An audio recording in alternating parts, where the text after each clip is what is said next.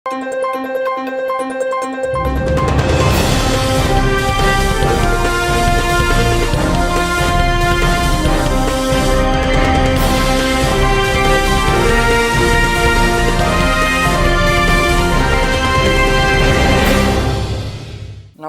శివాభి న్యూస్కి స్వాగతం. నా పేరు సురేష్. ఈనాటి వార్తల్లోని ముఖ్యాంశాలు.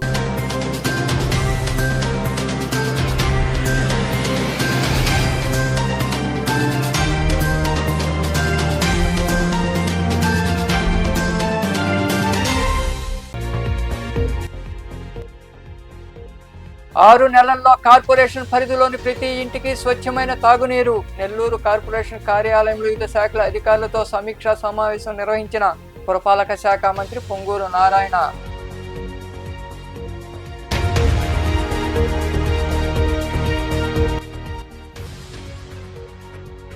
ఇసుక రవాణాపై నిరంతరం నిఘా ఉండాలి. నెల్లూరులోని కలెక్టరేట్లో నిర్వహించిన సమీక్షా సమావేశంలో పాల్గొని అధికారులకు సూచనలు ఇచ్చిన కలెక్టర్ ఆనంద్.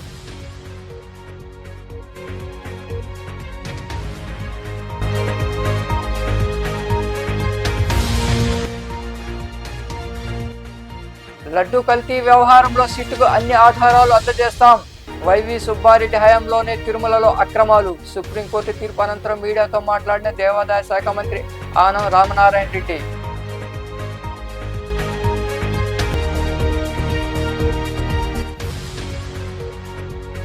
చంద్రబాబు సర్కార్కు చెంపపెట్టు. తిరుమల లడ్డూ ప్రసాదం కల్తీ ఆరోపణలపై ఏపీ ప్రభుత్వం వేసిన సిట్టును రద్దు చేసి నూతన కమిటీని సుప్రీంకోర్టు ఏర్పాటు చేయడాన్ని స్వాగతిస్తున్నామని మాట్లాడిన ఎంపీ గురుమూర్తి. అసంపూర్తి సమస్యలపై ప్రత్యేక దృష్టి సారిస్తామని పురపాలక శాఖ మంత్రి పొంగూరు నారాయణ పేర్కొన్నారు. నెల్లూరులోని నగర కార్పొరేషన్ అధికారులతో ఆయన సమీక్షించారు. నగర అభివృద్ధిపై పలు అంశాలపై సుదీర్ఘంగా చర్చించారు. నెల్లూరు కార్పొరేషన్ కార్యాలయంలో కమిషనర్ సూర్య తేజతో పాటు నగరపాలక సంస్థ పరిధిలోని అన్ని శాఖల అధికారులు సిబ్బందితో మంత్రి నారాయణ సమీక్షా సమావేశం నిర్వహించారు. అందరి సహకారంతో నెల్లూరును అన్ని విధాల అభివృద్ధి చేయడమే లక్ష్యంగా ముందుకెళ్లాలని ఆయన అధికారులకు సూచించారు.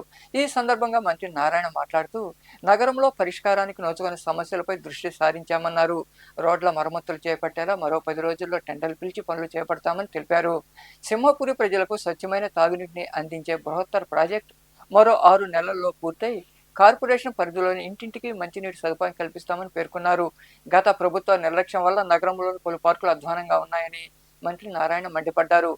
అంటే అండర్ గ్రౌండ్ డ్రైనేజ్ కావచ్చు, డ్రింకింగ్ వాటర్ కావచ్చు, తర్వాత వర్షాలు వచ్చినప్పుడు నీళ్లు పోయే స్ట్రాంగ్ వాటర్ ఎక్కడన్నా ఉంటే వాటి మీద యాక్చువల్గా ఈ 2 డివిజన్లలో 3వ డివిజన్ 4వ డివిజన్లో తిరిగాను.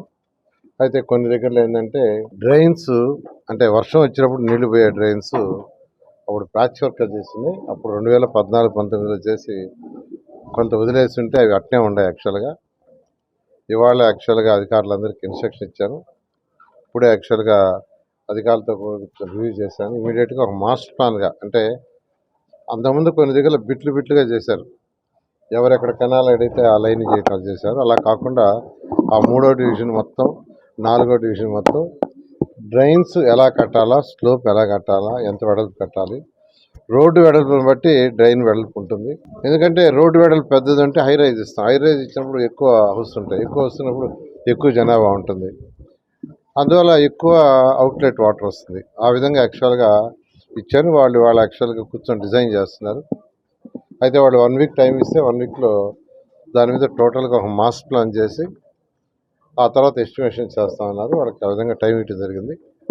బహుశా 1 వీక్ 10 డేస్లో వాళ్ళు చేసి ఇమీడియట్గా టెండర్లు పిలిచి వర్షాకాలం వర్షం వస్తే నీళ్లు వెంటనే దొరికిపోయేటట్టుగా పోయి పెద్ద కెనాల్స్ ఏదైతే పోయేటట్టుగా చేయడం జరుగుతుంది. డ్రింకింగ్ వాటర్ కూడా పూర్తి కాల, దానికి సంబంధించిన ఏజెన్సీని రమ్మన్నాను. అధికారులతో కూడా మాట్లాడాను. వాళ్ళందరూ కూడా టోటల్గా ఒక క్లారిటీ కావాలని మళ్ళీ రేపు మధ్యాహ్నం 12 o'clock దాకా టైం అడిగారు. అంటే బ్యాలెన్స్ వర్క్లు ఇవన్నీ కూడా 6 నెలల లోపల కంప్లీట్ కావాలని అన్నాను. వాళ్ళు 6 నెలలు కాదు సార్, 1.5 year పడుతుంది అన్నారు. 1.5 year కాదు, నాకు 6 నెలలు అయ్యేటట్టుగా మీరు మ్యాన్ పవర్ని పెంచుకోండి. ఈ కార్యక్రమంలో వివిధ శాఖల అధికారులు తదితరులు పాల్గొన్నారు. ఫస్ట్ కమ్ ఫస్ట్ సర్వే విధానంలో ఇసుక అమ్మకాలు జరిపి సమయంలో తగిన జాగ్రత్తలు తీసుకోవాలని కలెక్టర్ ఆనంద్ సూచించారు. నెల్లూరులోని కలెక్టరేట్ నిర్వహించిన సమీక్షా సమావేశంలో ఆయన అధికారులకు పలు సూచనలు చేశారు. నెల్లూరులోని కలెక్టరేట్ లో కలెక్టర్ ఆనంద్ డిఎల్ఎస్సి పై సమీక్షించారు. ఈ సందర్భంగా కలెక్టర్ ఆనంద్ మాట్లాడుతూ జిల్లా డివిజన్ స్థాయిలో ఎన్ఫోర్స్మెంట్ బృందాల ఆధ్వర్యంలో నిరంతర పర్యవేక్షణ బాధ్యతలను అధికారులు చేపట్టాల్సి ఉందన్నారు.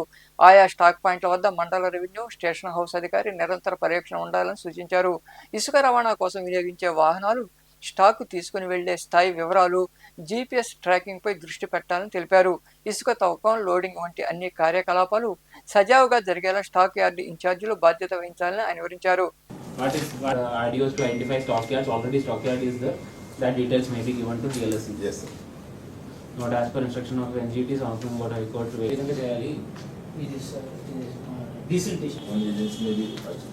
కాస్ట్ క్యాల్కులేషన్ ఏదైనా చేసి ఉన్నారో ఇప్పుడు ఏజెన్సీ ఐడెంటిఫై చేయకుండా మీకు కాస్ట్ అవ్వదు కదా. ఇప్పుడు టెండర్కి ఏదైనా వెళ్తే సమ్ స్టాక్యార్డ్స్కి that is first. Second is okay second is this మీది డీసిల్టేషన్ ఒక పాయింట్ మీ దగ్గర ఉందమ్మా. డైలీ డిస్పాచ్ క్వాంటిటీ నాకు తెలియాలి. ఇప్పుడు నా దగ్గర ఉన్న ఇన్ఫర్మేషన్ ప్రకారం 16,000 టన్నులు మనం ఓపెన్ చేసాం. 15,000 టన్నులు ఇప్పటికి ఆన్లైన్లో బుక్ అయినాయి. 15,000 టన్నులు ఆన్లైన్లో బుక్ అయిన తర్వాత కూడా జిల్లాలో శాండ్ లేవని కంప్లైంట్స్ వస్తున్నాయి. ఎందుకు వస్తున్నాయి? 15,000 టన్నులు already people have book sand online.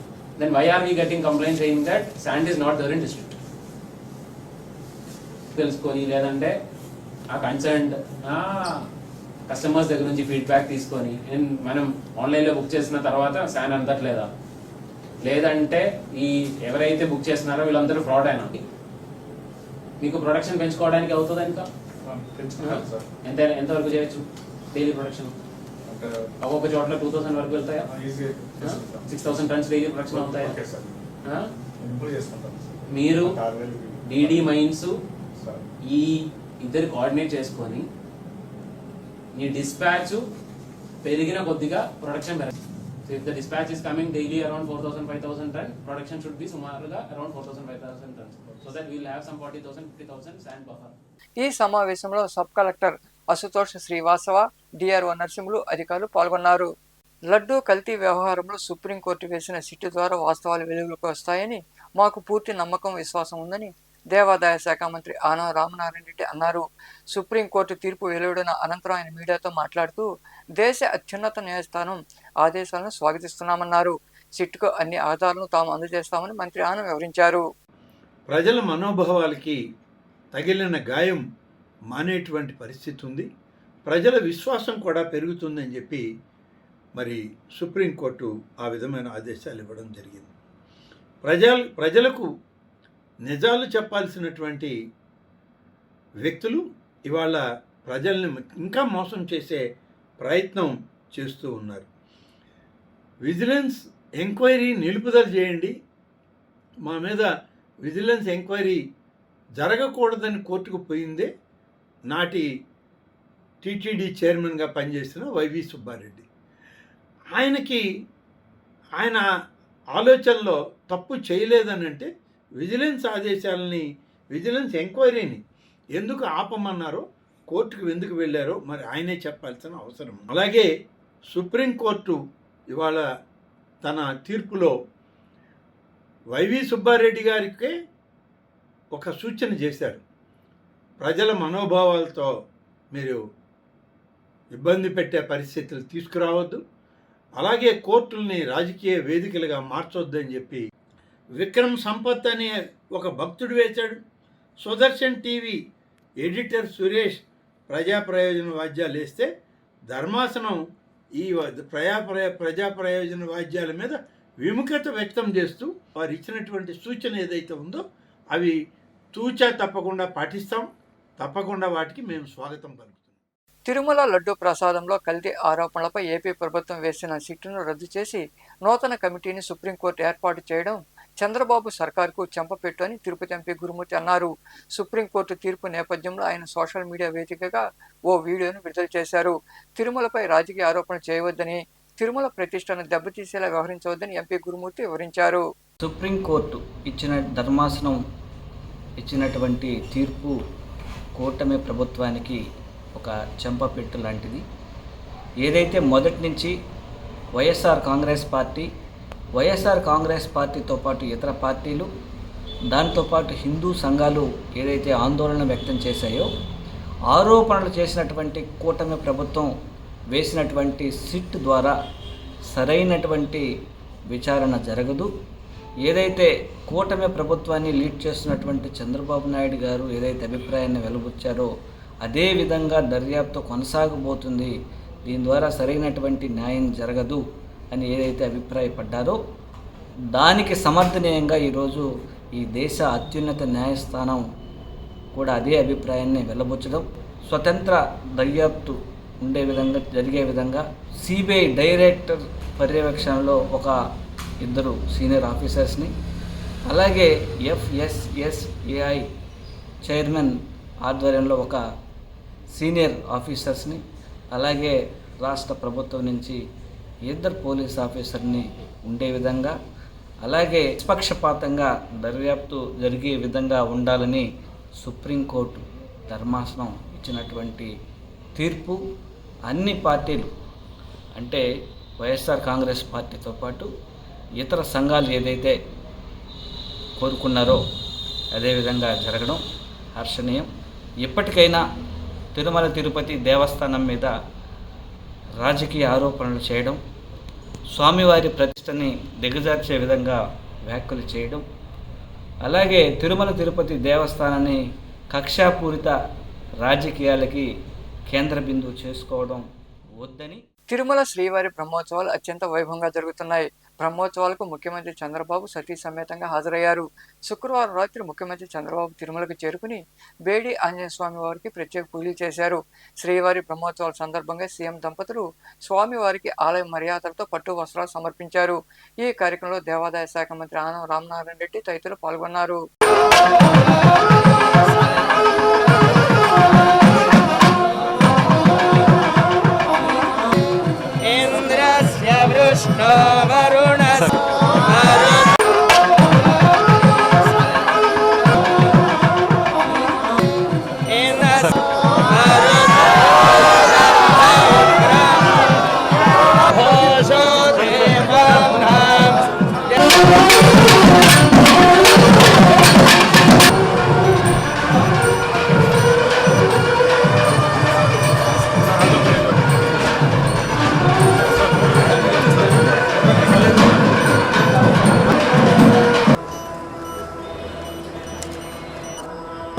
वर्धयैनमेनं वर्धयैनं महते सौभगाय महतरेनमेनं महते सौभगाय विश्वे सौभगीश्वरेनमेनं विश्वरेणेव संवत्सरमेवावरुन्धे लक्ष्मी सर्वा सौम्य लक्ष्मीः त्वयतु निजयता सत्यस्रवायुष्यमानो वेंकटेश्वर प्रसाद सिद्धिरस्तु.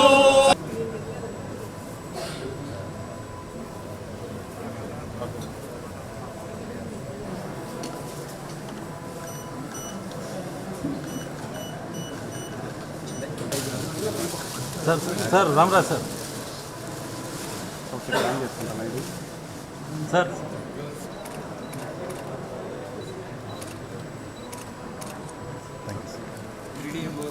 చిల్లకూరు మండలంలోని కలవకొండ క్షేత్రంలో కొలువై ఉన్న శ్రీ లక్ష్మీ నరసింహస్వామి దేవాలయంలో జరుగుతున్న దసరా వేడుకల్లో భాగంగా అమ్మవారు ఆదిలక్ష్మి అలంకారంలో భక్తులకు దర్శనమిచ్చారు.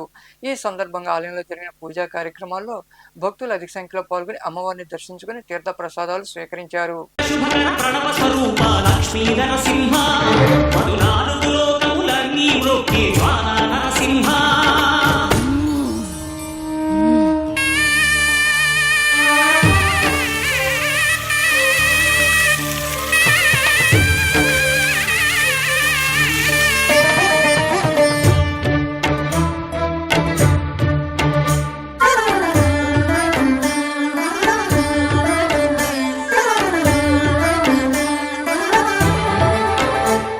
ఈ స్వామి పాదములు బ్రహ్మ కడుగగా విష్ణు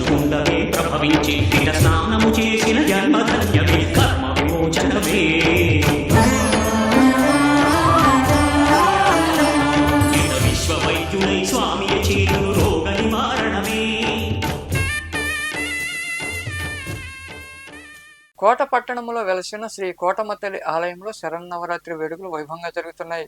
ఆలయ ప్రాంగణంలో కొలువై ఉన్న శ్రీ వైష్ణవి దుర్గాదేవి ఆలయంలో ధర్మకర్త నల్లపరెడ్డి జగన్మోహన్ రెడ్డి, లక్ష్మీ కవితమ్మ దంపతుల ఆధ్వర్యంలో ప్రత్యేక పూజలు నిర్వహించారు. అమ్మవారు తారాదేవి అలంకారంలో భక్తులకు దర్శనమిచ్చారు.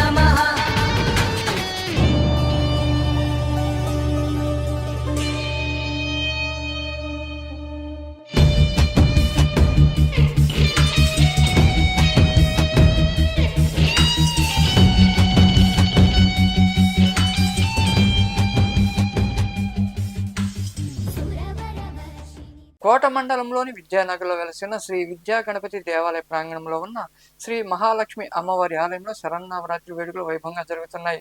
ఉత్సవాల్లో భాగంగా అమ్మవారు స్వర్ణ కవచ దేవి అలంకారంలో భక్తులకు దర్శనమిచ్చారు.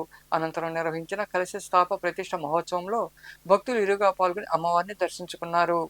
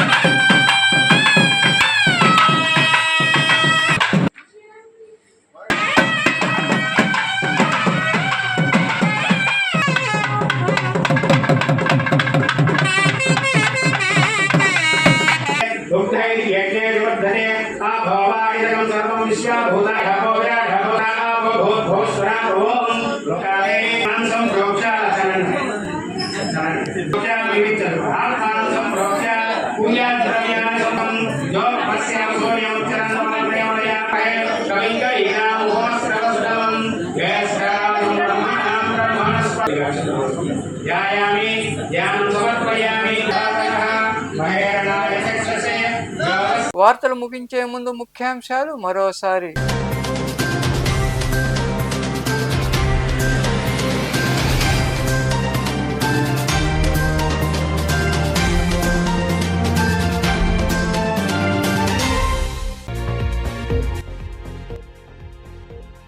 ఆరు నెలల్లో కార్పొరేషన్ పరిధిలోని ప్రతి ఇంటికి స్వచ్ఛమైన తాగునీరు. నెల్లూరు కార్పొరేషన్ కార్యాలయంలో వివిధ శాఖల అధికారులతో సమీక్షా సమావేశం నిర్వహించిన పురపాలక శాఖ మంత్రి పొంగూరు నారాయణ.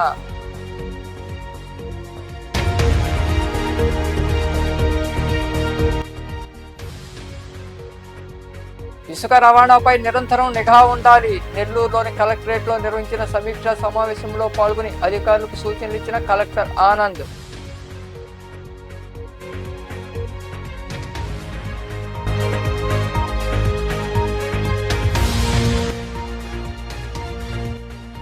లడ్డూ కల్తీ వ్యవహారంలో సిట్టుకు అన్ని ఆధారాలు అందజేస్తాం. వైవి సుబ్బారెడ్డి హయాంలోనే తిరుమలలో అక్రమాలు. సుప్రీంకోర్టు తీర్పు అనంతరం మీడియాతో మాట్లాడిన దేవాదాయ శాఖ మంత్రి ఆనం రామనారాయణ రెడ్డి.